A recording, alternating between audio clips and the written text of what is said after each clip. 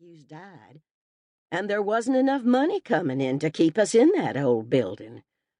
The bank took it and sold it to a group of Presbyterians, just about all of them from outside Madison County, some of them not even from North Carolina.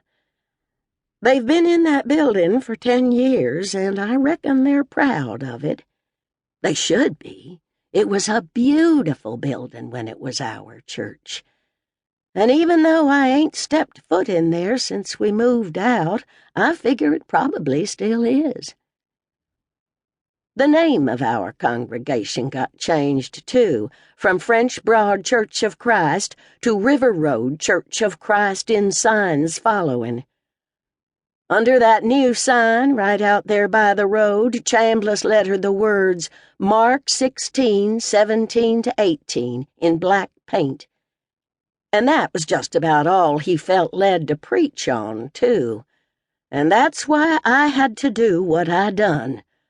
I'd seen enough, too much, and it was my time to go.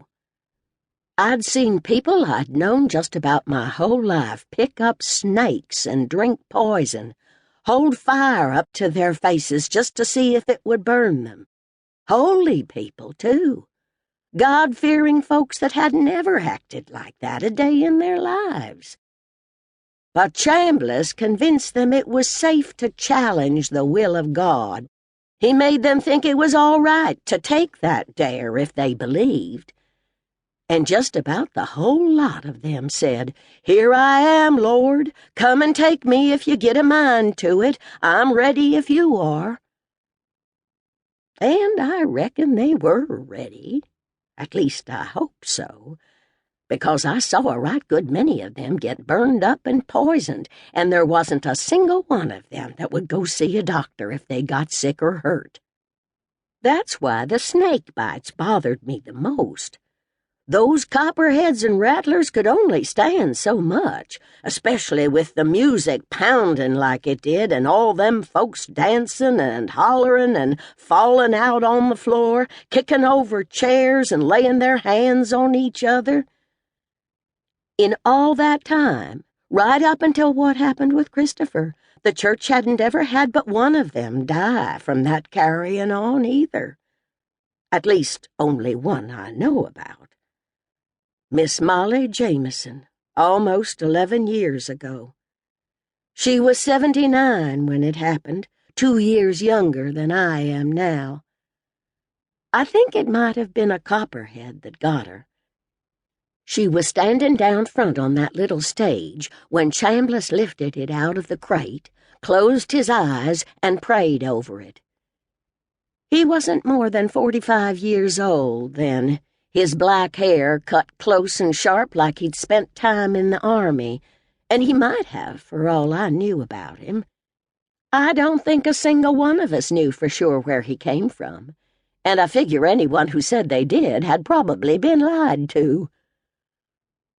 Once he finished praying over that snake, he handed it to Molly.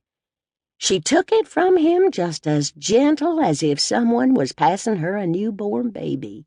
This woman who'd never had a child of her own, a widow whose husband had been dead for more than 20 years, his chest crushed up when his tractor rolled over and pinned him upside a tree.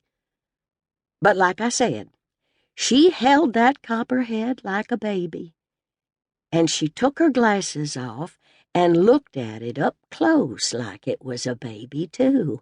Tears running down her face and her lips moving like she was praying or talking to it in such a soft way that only it could hear her.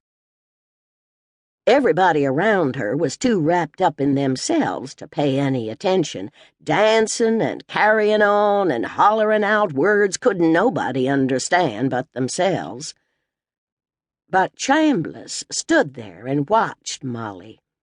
He held that microphone over his heart with that terrible-looking hand he'd set on fire years before in the basement of Ponder's feed store.